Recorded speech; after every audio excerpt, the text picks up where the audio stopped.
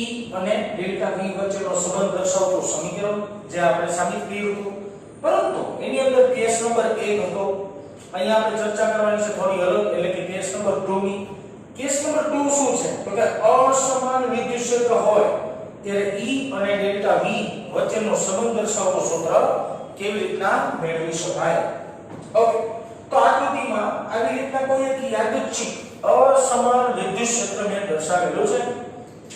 અસમાન વિદ્યુત ક્ષેત્રની અંદર ધારો કે કોઈ એક બિંદુ વિચારીએ, કોઈ એક બિંદુને કહી દઈએ આપણે A બિંદુ, અને કોઈ બીજું બિંદુ વિચારીએ જેને આપણે નામ આપી દઈએ ધારો કે B બિંદુ. તમે સમજી શકો છો કે અસમાન વિદ્યુત ક્ષેત્ર હશે એનો મતલબ એવો થયો કે ક્ષેત્ર રેખાઓ એકબીજાને સમાંતર ન હોય, પ્રત્યેક બિંદુ પાસે વિદ્યુત ક્ષેત્રનું મૂલ્ય અચળ ન હોય. અચળ ન હોય મતલબ બદલાતું રહેતું હોય, તેવા વિદ્યુત ક્ષેત્રને અસમાન વિદ્યુત ક્ષેત્ર કહેવાય.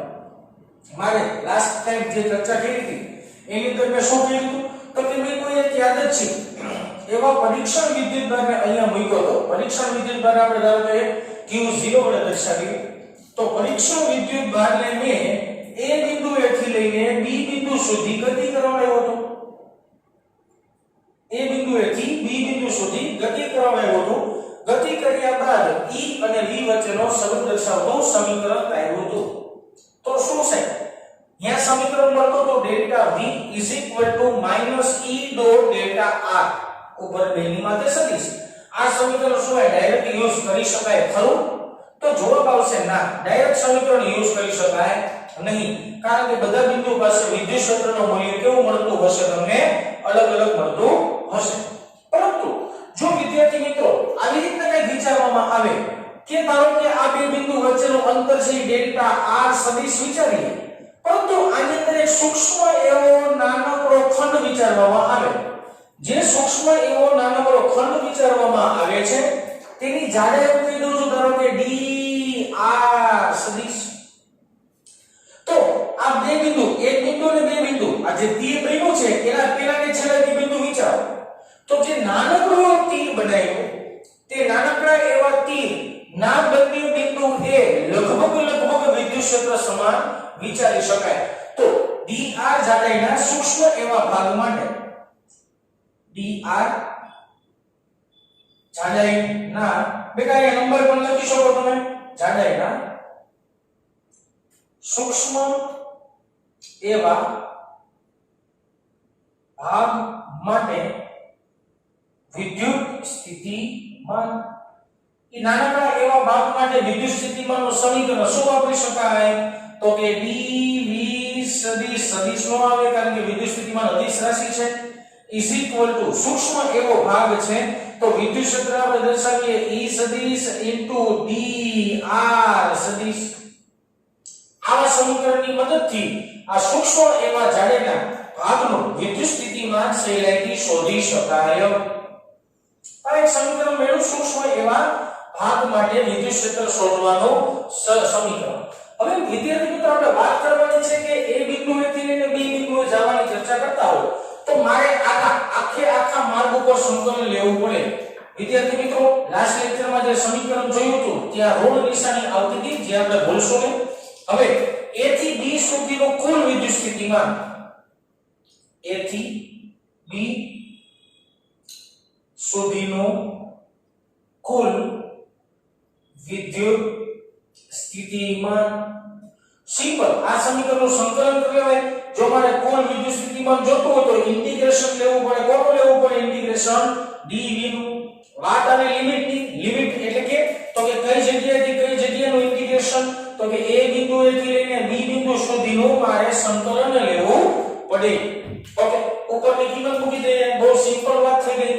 ડેલ્ટા V = બેટા જો ખાસ ઇન્ટિગ્રેશન એમનો રાખવાનો, A થી B એમનો રાખવાનો, dv ની આ કિંમત મૂકવાની એટલે -E ડોટ dr સદિશ. સમીકરણ શું આવે? -E ડોટ dr સદિશ. તો આ તમને મળ્યું ફાઇનલ ઇક્વેશન. આ ઇક્વેશનની મદદથી તમે અસમાન વિદ્યુત ક્ષેત્રની અંદર વિદ્યુત સ્થિતિમાન અને વિદ્યુત ક્ષેત્ર વચ્ચેનો સંબંધ દર્શાવતું સમીકરણ મેળવી શકો. આ સમીકરણ બંને સમીકરણ મોસ્ટ આઈએમપી છે, આનો ઉપયોગ અમુક MCQ દાખલાની અંદર આપણે કરવાના છીએ. આ યાદ તો રાખવાનું છે, પણ વધારે ઉપયોગી સમીકરણ આ છે. તમારી ટેક્સ્ટબુક ની અંદર ઘણી બધી ડિટેલમાં વાત નથી કરી, તો આપણે આ સમીકરણને થોડીક ઊંડાણપૂર્વક થોડી ડિટેલની અંદર આપણે ચર્ચામાં પડીએ. આ માઈનસ નિશાની અંદર લખો તો ભલે ને બહાર લખો તો ભલે, એમાં કાઈ ફેર પડતો નથી, બરાબર ને? એટલે આપણે માઈનસ નિશાની તમારે જો ફાઇનલ સ્ટેજમાં લખવું હોય તો સમીકરણ માઈનસ નિશાની બહાર કાઢી શકાય. મેં તમને જેમ વાત કરી એમ કે આ સમીકરણને આપણે થોડુંક વધારે આગળ ખેંચવાનું છે, આના વિશે વધુ માહિતી મેળવવાની છે. તો આ સમીકરણને લખી નાખો dv - e સદિશ dr સદિશ. હવે થોડા સાઈડમાં વાત કરીએ, બરાબર ને? આ સમીકરણ અત્યારે મેં એમનો રાખી દે. સમીકરણની અંદર થોડી નવી ચર્ચા કરીએ. હું જો વાત સદિશ સ્વરૂપે કરતો હોઉં તો સદિશ સ્વરૂપે તેના ત્રણ ઘટકો પાડી શકાય: x અક્ષ પરનો, y અક્ષ પરનો અને z અક્ષ પરનો. આવી રીતના કોઈ પણ એક સદિશનો ત્રણ ઘટક કણની અંદર વિભાજન શક્ય બનાવી શકાય. એવી રીતના આપણે વાત કરીએ, ધારો કે હું લખું છું e સદિશ, તો આના બરાબર એમ પણ લખી શકાય ex i વત્તા ey j વત્તા ez k પણ લખી શકાય છે. ઓમ સારી ભાષામાં જોવા જાવ ને તો સદિશ બરાબર મૂલ્ય ગુણ્યા એકમ સદિશ આમ પણ થાય, બરાબર ને? યાદ રાખવાનું આવી રીતે રાખી શકાય. હવે ધારો કે મારી પાસે કોઈ એક r સદિશ હોય તો r સદિશને પણ આપણે સિમ્પલ ભાષામાં આવી રીતે લખી શકીએ x i વત્તા y j વત્તા z k પણ લખી શકીએ. પરંતુ અહીંયા મારી પાસે સૂક્ષ્મ સ્થાનાંતર છે, તો આ જ સમીકરણને સૂક્ષ્મ ફોર્મમાં લખવું હોય તો dr સદિશ બરાબર dx i વત્તા dy j વત્તા dz k પણ લખી શકાય. તો મારી પાસે ફાઇનલી બે કિંમતો એક રીતના જોવા જાવ તો આ બે કિંમતો તમને મળી. આ બંને કિંમતો આ સમીકરણની અંદર આપણે સિમ્પલ રીતે મૂકી દઈએ અને શું થાય છે એ આપણે સમજવાનો પ્રયત્ન કરીએ. આ બંને કિંમત આ સમીકરણમાં મૂકીએ છીએ. ચાલો કેવી રીતે? dv બરાબર માઈનસ n નો રાખશું, e સદિશની જગ્યાએ બ્રેકેટની અંદર આપણે લખી નાખશું ex i વત્તા ey j વત્તા ez k બ્રેકેટ પૂરું ઇન્ટુ વચ્ચે ઇન્ટુ છે એટલે કે બે સદિશ રાશિનો અદિશ ગુણાકાર છે. બે સદિશ રાશિના અદિશ ગુણાકારથી બનતી રાશિમાં અદિશ જ હોય એટલા માટે dv અદિશ રાશિ છે. ઓકે, dr ની જગ્યાએ આપણે શું લખવાનું બેટા? dr ની જગ્યાએ લખાય dx i વત્તા dy j સરખો લખો dy j વત્તા dz k પણ લખી શકાય. હવે બે સમીકરણનો સિમ્પલ ગુણાકાર થાય અને નિશાની બધે માઈનસ આવી જાય તો dv i એટલે જો આવશે 1.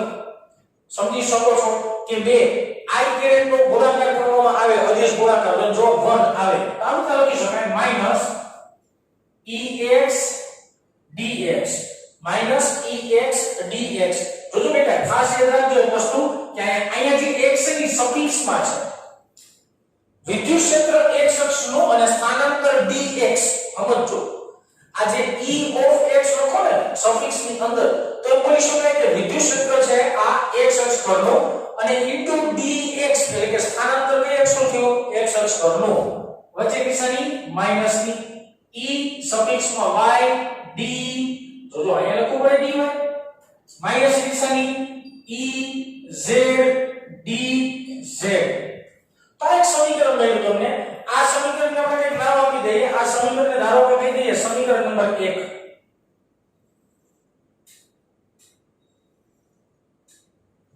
ઓકે, આ સમીકરણને આપણે નામકરણમાં લઈ લઈએ અને આને કહી દઈએ ધારો કે સમીકરણ નંબર 1.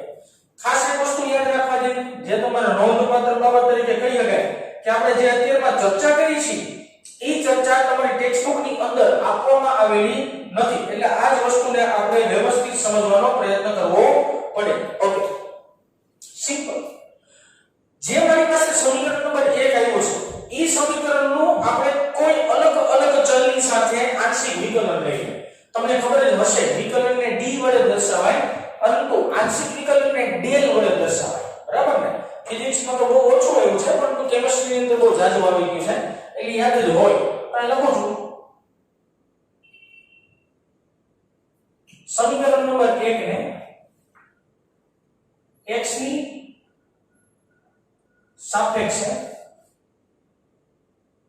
આંશિક વિકલન લેતા એક ખાસ વસ્તુ યાદ રાખવાનું કે જેની સાપેક્ષે વિકલન હોય ને એના સિવાયના બે પદ અચળ કરવાના હોય ધારો કે વાત સમજાવું તો સાઈડમાં લખી દો કે જો તમે અહીંયા x ની સાપેક્ષે વિકલન કરો છો તો x ના પદનું વિકલન થાય પણ y અને z કેવા રહેવા જોઈએ અચળ રહેવા જોઈએ એટલે y અને z ના મૂલ્ય તમને કેવા મળે વિદ્યાર્થી મિત્રો અચળ મળે આ સમીકરણની અંદર થોડું સાદુરૂપના ફોર્મેશનમાં જઈએ તો તમે જોઈ શકો છો જોજો dv/dx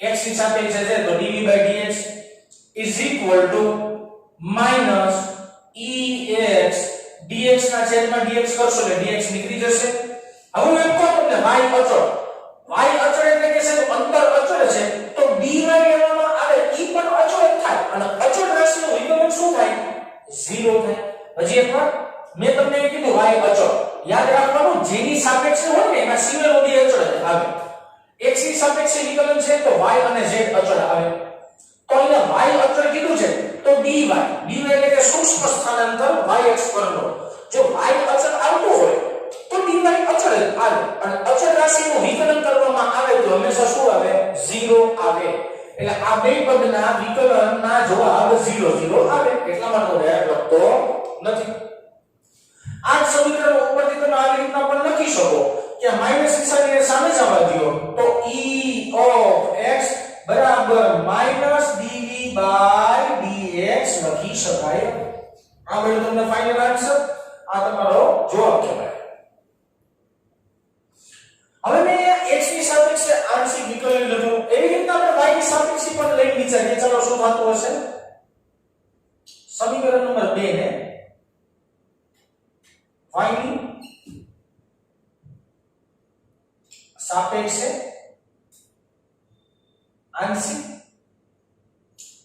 વિકલન લેતા સમીકરણ નંબર 1 નો y ની સાપેક્ષે આંશિક વિકલન લેવાનો છે મેં તમને ચોખ્ખું કહ્યું વિદ્યાર્થી મિત્રો કે y ની સાપેક્ષે આપણે આંશિક વિકલન કરીએ છીએ એનો મતલબ એવો થયો x અને z કેવા રહેવા જોઈએ અચળ રહેવા જોઈએ આંશિક વિકલન છે એટલે સોરી એ મારી નાની ભૂલ થઈ ગઈ છે મેં શબ્દ આંશિક વિકલન લખ્યો છે પણ અહીંયા del આવે d ન આવે d થોડો વળાંકવાળો કરવાનો જેને સાદી ભાષામાં del કહી શકાય આંશિક વિકલનને દર્શાવવાની એક રીત અથવા તો એની સંજ્ઞા પણ બોલી શકાય આપણે કેમ વિકલનની અંદર dv દર્શાવતા હોય કા ફેરફારની અંદર d ને ડેલ્ટા દર્શાવતા હોય એવી રીતના આંશિક વિકલનની અંદર del દર્શાવવું પડે ઓકે સમીકરણ નંબર 1 નું સોરી અહીં 2 નહીં આવે સમીકરણ નંબર 1 આવશે સમીકરણ નંબર 1 નું y ની સાપેક્ષે આંશિક વિકલન લેતા ચાલો y ની સાપેક્ષે વિકલન લ્યો તો x અને y નું પદ અચળ આવે તો આ બંનેનું વિકલન શું થાય વિદ્યાર્થી મિત્રો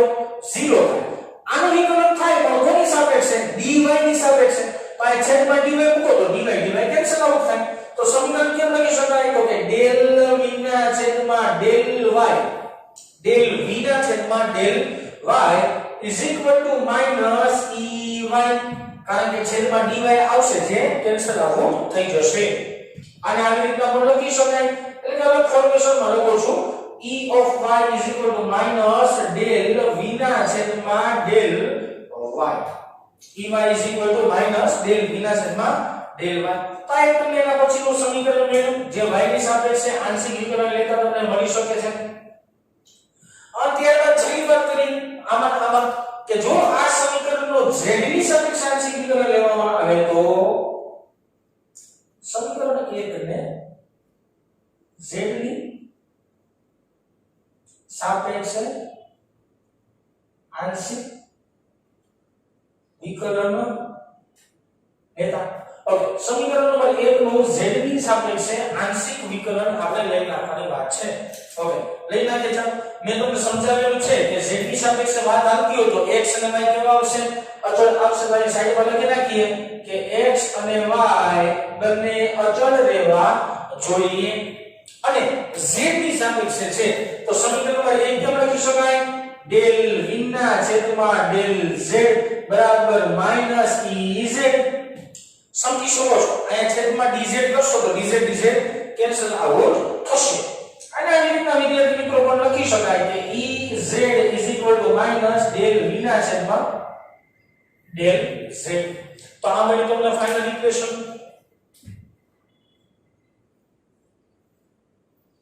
આ મેં આપણને x y અને z ના ત્રણેય સમીકરણો. હવે તમે એવું મને કહેતા હો કે સાહેબ આ બધા સમીકરણને વ્યાપક રીતના કેવી રીતના લખી શકાય? તો આપણે કહી શકીએ કે સમીકરણને વ્યાપક રૂપે લખતા સમીકરણને વ્યાપક રૂપે લખતા આ બધા સમીકરણને ભેગા કરીને લખી નાખો એટલે વ્યાપક રૂપે લખ્યું હોય કે સારી ભાષા. બરાબર? ઓકે, લખો E સદિશ બરાબર ex i કેરેટ વત્તા ey j કેરેટ વત્તા ez k કેરેટ. હવે તમે ex ey અને ez ની જગ્યાએ કિંમત મૂકી શકો છો. ચાલો મૂકીએ. E સદિશ બરાબર e of x બરાબર શું લખાય? માઈનસ ડેલ v ના છેદમાં del x i caret minus del v ના છેદમાં del y j caret minus del v ના છેદમાં ડેલ z k કેરેટ. તો આ જે વ્યાપક રૂપે સમીકરણ જેની અંદર તમે જોઈ શકો છો કે અત્યાર સુધી જેટલા મેં સમીકરણ બનાવ્યા ઈ સમીકરણ પરથી તમે એક વસ્તુ અવલોકનમાં લીધી હોય. જેમ કે તમને વાત સમજાવું કે જો મેં અહીંયા સમીકરણ તમને દર્શાવ્યું આ લાસ્ટ ઇક્વેશન અથવા તો આ પણ લઈ લો તો એમાં વિદ્યુત સ્થિતિમાન આપેલું નથી. વિદ્યુત સ્થિતિમાન શોધવાનું હોય અને વિદ્યુત ક્ષેત્ર આપેલું હોય. અહીંયા કેસ જો તમને વિદ્યુત સ્થિતિમાન આપેલું હોય ને અને વિદ્યુત ક્ષેત્ર શોધવાનું હોય ને તો પણ તમને આવડતું હોવું જોઈએ. તો આ બધી ચર્ચા આ બધી બાબતો તમારી ટેક્સ્ટબુક ની અંદર આનો સમાવેશ કરવામાં નથી આવેલો. છતાં પણ આપણે ભણવું પડે અને આની ઉપરથી કઈ કઈ ટાઈપના દાખલા પૂછાઈ શકે એ હું તમને આના પછીના નેક્સ્ટ લેક્ચરની અંદર કહીશ. મેં સમાન વિદ્યુત ક્ષેત્રની અંદર E અને ડેલ્ટા V વચ્ચેનો સંબંધ દર્શાવતા સમીકરણના અમુક MCQ બાકી રાખ્યા છે જે ટેક્સ્ટબુકના નથી, ફિઝિકલી ટેક્સ્ટબુકની બહારના છે, પરંતુ સમજવા જરૂરી છે. કારણ કે આપણે જે થિયરી ભણીએ છીએ એને મેથેમેટિકલ અથવા કોઈ દાખલાની અંદર કેવી રીતના ઉતારી શકાય, કેવી રીતના નાખી શકાય એના માટે આપણે આના પછીના લેક્ચરની અંદર MCQ જોવાના છે. જે MCQ સમજવા માટે તમને આ કેસ નંબર 2 અને કેસ નંબર 1 આ બંને થિયરી પ્રોપરલી આવડતી હોવી જોઈએ તો જ તે MCQ આવડશે.